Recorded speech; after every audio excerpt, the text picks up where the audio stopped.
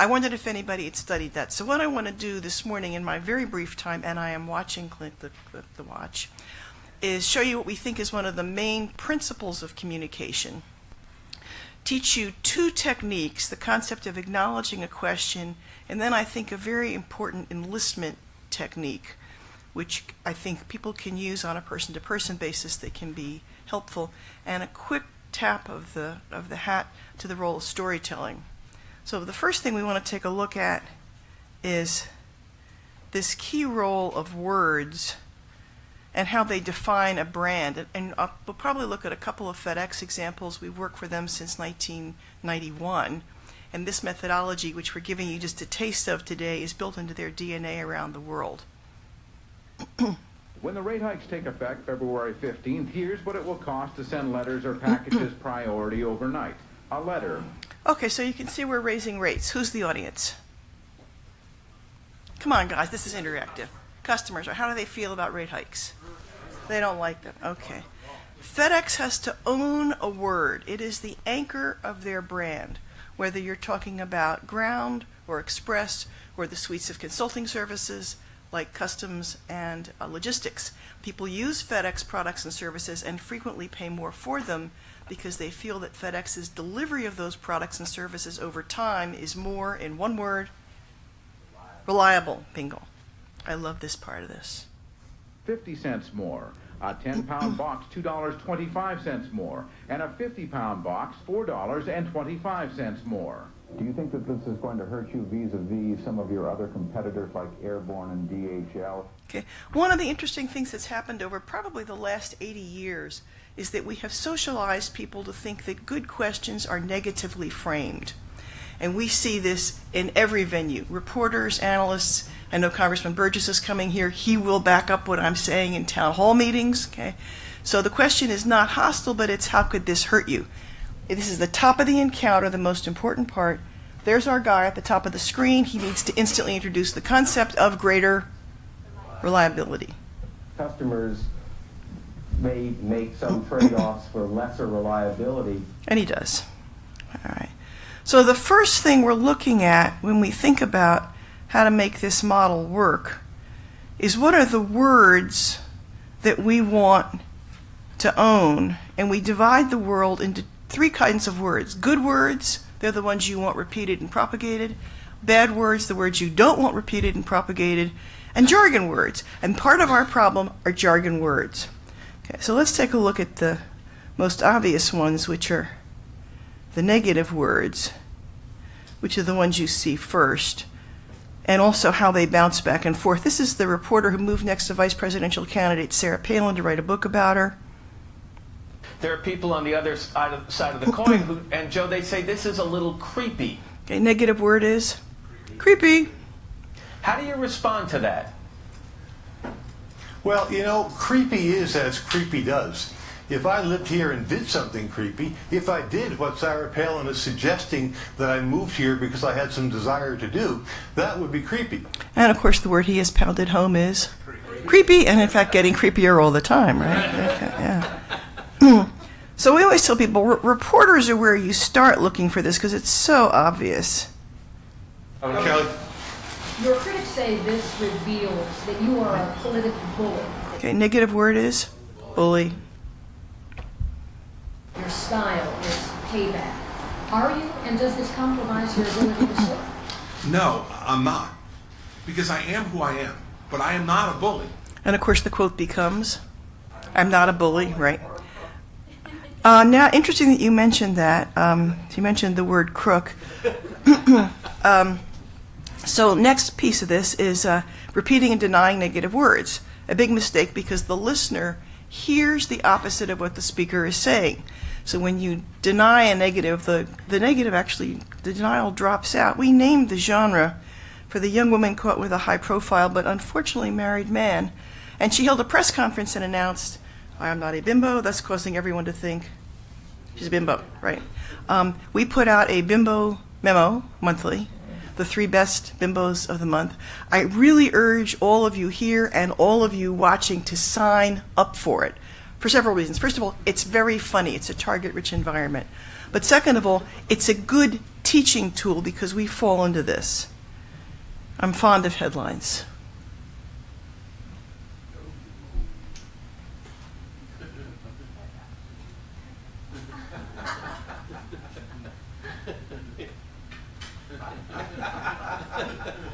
And this is actually my favorite in the montage, because if you look at PepsiCo, they are a great marketing company. They'd never take out an ad, that's that formal network of communication in the model before you, that says Doritos are not bad for you. And yet there's their CEO, who is a legend, stumbling into the trap, repeating the negative, and notice what happens. It crowds out the positive and it rises to become the headline. Okay. To the I am not a crook line, and the unpleasant person who just contributed that, Tex wrote that speech, my husband. So we would like to replace that line with, I did not have sex with that woman. Okay, more updated, more modern. Okay. Whoever doing sound, this is a tape that may have a problem. So you would think that large companies understand this, and frequently, just like PepsiCo, they don't. This is Merrie Spaeth, the CEO of General Motors. And like I said, simple thing I said is no more crappy cars. Okay, negative word is crappy cars. And that resonates. I said, okay, yeah. Deal, you're yeah, right. I mean, I think there was sometimes so many boundaries put on them that we didn't give them a recipe for success. All right, give me a concrete example of a crappy car or a crappy innovation in a car, a crappy piece of Okay, so hopefully after just a few minutes I have convinced yourself that the choice of words is critical to defining the brand, and that negative words crowd out positive words and they propagate themselves. Okay, now what that means is that you have to be able to tell me what those words are and why. That's job one, to quote Lee Iacocca. Job two is then to get everybody on board. Okay, let's keep going on this. This is Paul Harrington from Easton Bell Sports. They own sporting good manufacturing companies, including Riddell football helmets. So we're squarely in the midst of what controversy? Concussions, right? So you would think, oh, this is pretty easy. You buy a helmet because it will keep your player safe. But we can't say that. Why?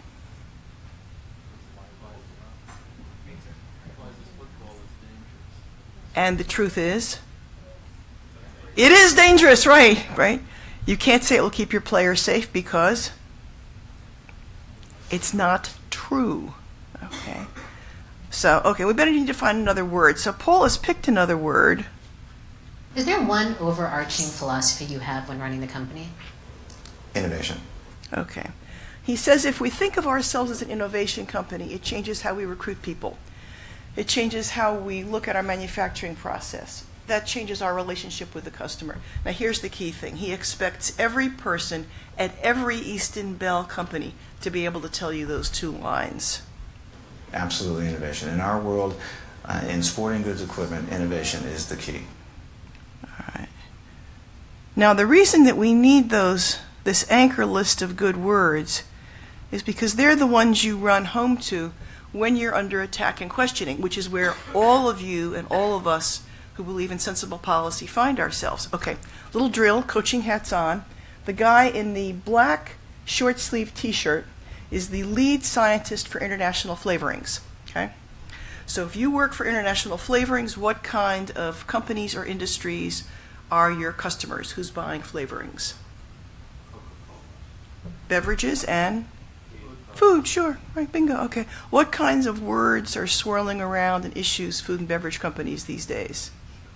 Sugar, high fructose corn syrup, childhood, BC, gluten, what else? Think of additives. You're one step ahead of me, okay. Cancer, which is what kind of word? Nature, bad, right? So I got all these bad words. Now, what's our side of the story? You're already there. Notice they're in an orange grove. We want people to know our tastes are nice and loud, please. Natural, of course. Okay, this guy could have used your help. You don't want to long linger because you're not going to eat more of it if it lingers.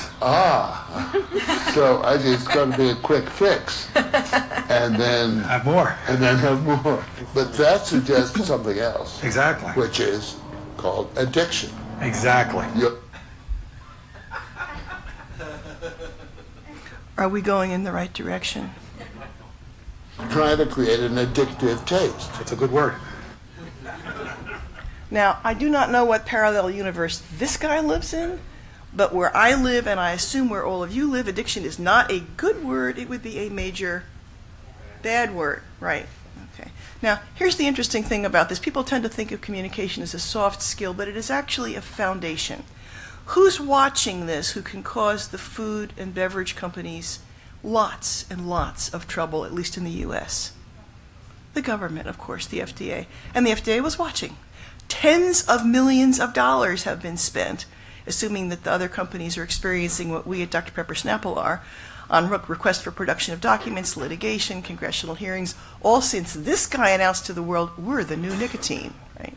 Okay. Now, let's make this work in terms of a technique. You're already prepared to do this. The question is a framing question, and we'll take a tip of the hat to framing questions in a second and other types. But the question is, aren't you trying to create an addictive taste? Yes, no. That's a one-word answer. No.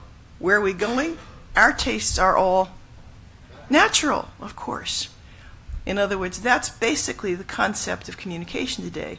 You want to be responsive to every question in a way that puts you back in control of it, but you have to know where you're going, or you're stuck like this clown with the concept of addiction. So sad.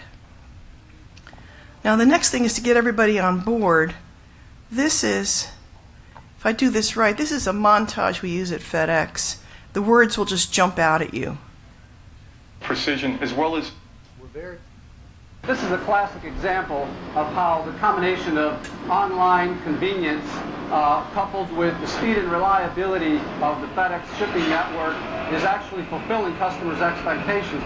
Okay, and the words are speed, reliability, convenience, right? Notice, I mean, he's got those words. Then we're going to jump around the world. Very important that we But the point of this is everybody is on board with those words in every venue. And they're over and over again. Responds to customers' requirements to diversify the portfolio. They're looking for more solutions. They're looking for faster solutions, and they're looking for an element of speed, reliability. Okay, bingo. FedEx owns the word reliability. And I'm always careful to say that UPS is a great company, because they are. They have very different approaches, though, for how they communicate.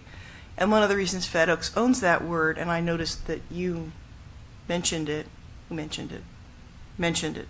The question, reliability, affordability, those are key words. And they're really important for everybody to be talking about and hammering home. The next thing we're going to take a look at is this concept of alliance. Pardon me. And I want to introduce the concept of enlistment here. We're going to start with a commercial. This is for a company called Pacific Care. Knowledge empowers. So we not only tell you certain values never change. We carry them with us wherever we go. At Secure Horizons, we believe these values help us give people with Medicare the kind of health plan they're looking for. Honesty. It's our best policy. Okay, so this is pretty easy. The word they're trying to push through is honesty. Okay, this is a slight extender.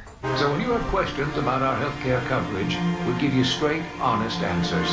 Okay, what I love about this, and the model in the handout before you takes a look at the formal network of communication. That's everything that a company or entity controls, and the informal network. The people who run the formal network of communication always know what they're doing. As in this ad, they got a very clear message, honesty and straightforward answers. Bingo, couldn't be clearer. The company is an acquirer, and they bought a health maintenance organization over from Harris Methodist Hospital over in Fort Worth. And there were so many questions from policyholders that the company sent out a letter inviting people to a town hall meeting. And they're going to say, we're going to fly in somebody to answer your questions. Okay, this is the video from the town hall meeting. So it's the same company whose advertisement you just saw, which promised us honesty, and the ad was running at the same time of this meeting. So here's the video from the town hall meeting. Yes, ma'am, the lady in the back. I have been on cell breaks for several months, and Harrington seems, I How happy does he look to be there? I went in January to get my prescription renewed. I was informed that Pacific Care would no longer pay for Celebrate. I didn't know in Paris in January. I have to pay $80 a month for Celebrate. Let's make that a generic question as opposed to a personalized question, because I've heard this question from many people. Why is that transition or change occurring even before February 1st, apparently? On January 1st, Harris Methodist, they made this decision for economic reasons in 1999, went from an open formulary to a closed formulary. Okay, all clear? Okay. Does she have any idea what he's talking about? No. If you use a word, phrase, or acronym that your listener does not use on a daily basis, what happens to listening? It tanks. They miss the next. And can I say this with great affection and admiration for everything that you're all trying to do? You have got too much jargon. Okay. I mean, even things like price negatively. You know, what's that mean? Doesn't mean anything.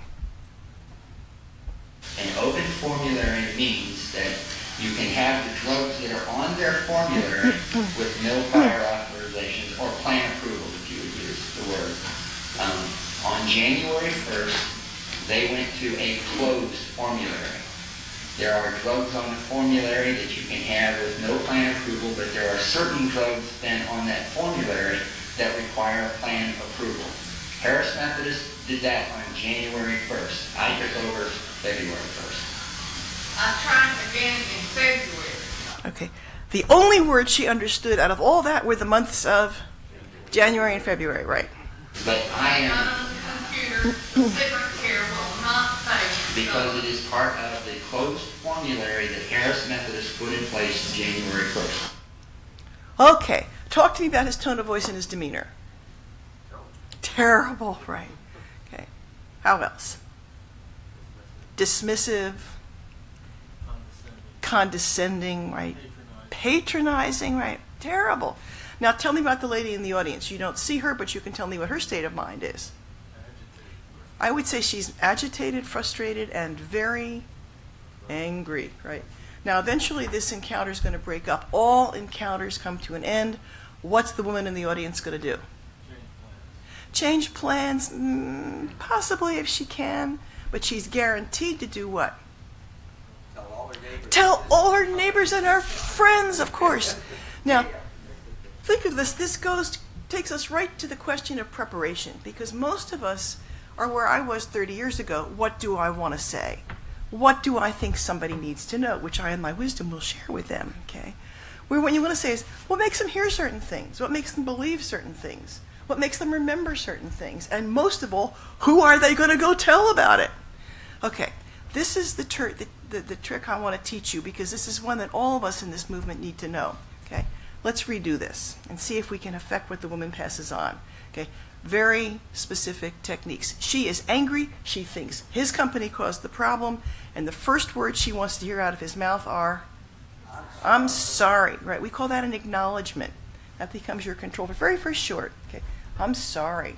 Now the next thing she'd like him to say, she's hoping he'll say is, yeah. Can he say that? Can he offer to say, "I'll fix it"? No, I couldn't. He could say what, though? "I'll look into it." Now, which is stronger? "I'll look into it," or "I promise I'll look into it"? Promise, right? Promise is a big memory-driving word. If you look over at the FedEx ad bank, their little slogan is the Purple Promise. Okay, "I will make every FedEx experience outstanding," and they use that word very intentionally. Promise is a memory word.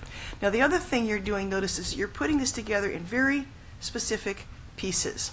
People tend to think and talk at the same time, which is wonderfully spontaneous but tends to run everything together. If you want people to hear things, the more segmented your speech is, the better it's going to work out. So let's keep going. "I'm sorry. I promise we'll look into it." Okay. It's an evening meeting, so somebody will call you tomorrow. Okay. Okay, here's the real one. Okay. The role that we assign ourselves has a huge impact on how we communicate. He's talking at her. If he becomes the questioner, that if he turns this into an interactive exchange, it's going to turn out quite differently. And the technique is called framing a question to obtain assent. That is framing a question so that you've got the best possible chance that the person's actually going to say yes. Okay, so the way this should go is, I'm sorry, build it with me. I promise we'll look into it. Someone will call you tomorrow. Would that be all right with you? She's almost certainly going to say what? Yes. I even got a smile over here, right? I like you, right? You're fantastic. Okay. Okay. Now when she goes and talks to people, which she is going to do, what's she going to say and what word do I want her to pick up and repeat? I want her to say, they made me a promise. As long as we call her the next day, will we know anything the next day, incidentally? Nah. But as long as we call her the next day, we've kept our promise. In other words, we have changed the dynamics of this by understanding several things. When we pick up and repeat each other's words, we can influence that. We got a good sense of the word we think she'll pick up. We've taken charge of the dynamics of this and we've made it interactive. Now, of course, this is my all-time favorite example. I will keep it forever, and I'm the mother lode of these things, okay? Because the ad promised us what? Honesty, and what kind of answers? Straightforward answers. What's he done to it?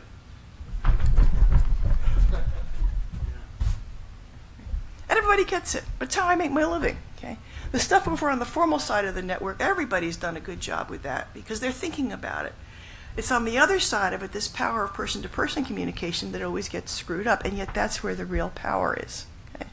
Whereas all he had to do was do what we said, and it would have turned out much differently. Incidentally, we have this because a group of physicians got caught up in the same town hall meetings. They had the good sense to come in and get and practice. So we're there videotaping them to critique them, and this guy just falls into our lap as a gift from God. Okay. All right, while I've got you, so words are critical and they're most important, and we don't have clarity or definition of what these key words are. We got a whole bunch of words. We're all over the map with these things, and we have a ton of jargon which is screwing it up. Now, I realize that with as many interests involved in this as there are, it's difficult to come up with this, but as a concept, it is worth struggling with. What are we advocating? Because I think as I've looked at the literature and listened to you, I think we can arrive at a list of anchor words. And you've heard my feelings about jargon. Okay, if it's a word, a phrase, an acronym, if your listener doesn't use it on a daily basis, don't use it. Okay. Numbers. We got a lot of numbers. Boy, they're causing trouble. They don't mean anything. We found a blood alcohol level in Nancy Benoit of 0.184 grams per 100 milliliters, or a 0.184, as many people would commonly know.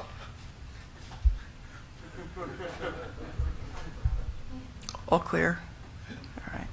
Okay, here's the rule, guys. If we have numbers, and we do have numbers, we got to pick out the ones that are central to the anchor argument, and then we have to make them what we call verbally visual. That is, if there's a number that's a key part of the narrative, and you do have some, here's a good example. Well, I for one cannot wait to drive this F-150. I want to get the sense of what a truck that's 700 pounds lighter feels like. I was talking to a colleague the other day, and he said, that's like taking my Harley out of the back of the truck. That's roughly the weight of a Harley. I love that example. I have no clue what a truck chassis weighs, but the visual image of picking up the motorcycle and taking it out, now I can picture it. The next thing we want to talk about are what we call targeted messaging. Here's another FedEx example. So you were doing this out of the goodness of your heart. Okay, snarky question. Okay, but Doug knows exactly what he's doing. He's the CEO of FedEx Freight. Well, we think it's the right thing to do. Okay, that's what we call the aspirational headline. You put that out right away. Okay, who's he talking to? But we also think that by helping some of our customers in this sector of their business where they have so much trouble budgeting and controlling costs. Okay. Notice he's defined who he's talking to and he's characterized them so we want them to know that we understand what they're struggling with. And it's an interesting technique when you're speaking because I think you all know people only listen to what affects them. And so they may be sitting there and looking at you, they're not picking up any of it. until you ask any of you who've seen a sharp spike in your electric rates, or any of you who are concerned about the kind of life your children or grandchildren have. What you want is people to think, oh, he's talking directly to me, and then they listen up. I probably should deal with one more memory driver because it's important and it affects us. And that's forward-looking words like promise, prediction, and guarantee, because we tend to get peppered with questions, can you guarantee this, blah, blah, blah, blah, blah. And there's a trick to doing this, but it also goes into delivery. I'm okay on time, aren't I? Okay. Okay. He looked at his watch. Okay. No, I've heard my my ground rules. Okay.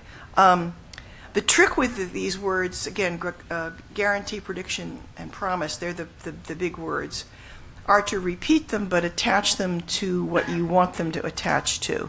So let's see if I can find a good example. Okay, put your coaching hats on. Here's the White House doing it wrong. Ms. Browner, you're guaranteeing that it will be capped by August? There are no guarantees here, as you all said.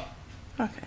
And of course what she should have said, I wish I could. Let me tell you what I can guarantee, that we are working very hard on it, right? So you pick up the word, you take it out of the context of the question, and you put it into the context of what you're going to say. Now, what that means, though, we got some major problems on our side of the equation. Here's somebody who I think has been taught the technique, but not the delivery, and it also tells you more about the environment that we're operating in. Unless the demand. What guarantees are you going to give this liberal about how that will reduce the cost of gasoline at the pump if we let you drill where you say you want to drill? I can guarantee to the American people, because of the inaction of the United States Congress ever increasing prices. Okay. What's the matter with that? Very combative. Boom, boom, boom, boom. Why is he behaving like that? Somebody said it over here. Because she is, that's right. She's mirroring back his behavior. So notice and I would say I'm not even sure the message is correct. He does have the guarantee word trade technique, although I think using it to blame Congress is probably not how I would have structured it. But the other thing it tells you is that, again, it's like the Mary Barra example from General Motors. You'd think big companies understand this. It drives me nuts. But that also tells me that there is apparently nobody at Shell who is either competent or probably empowered to say to them, let's practice. Because the people are going to be watching. Who should the audience be? That's right, everybody watching TV. And also, well, you've got to look at the facial expression of the guy with him. Okay, everything about it, I hate you. I don't want to be here. I don't like you. Okay. Why, after Ronald Reagan's presidency, this is so hard to understand is utterly beyond me.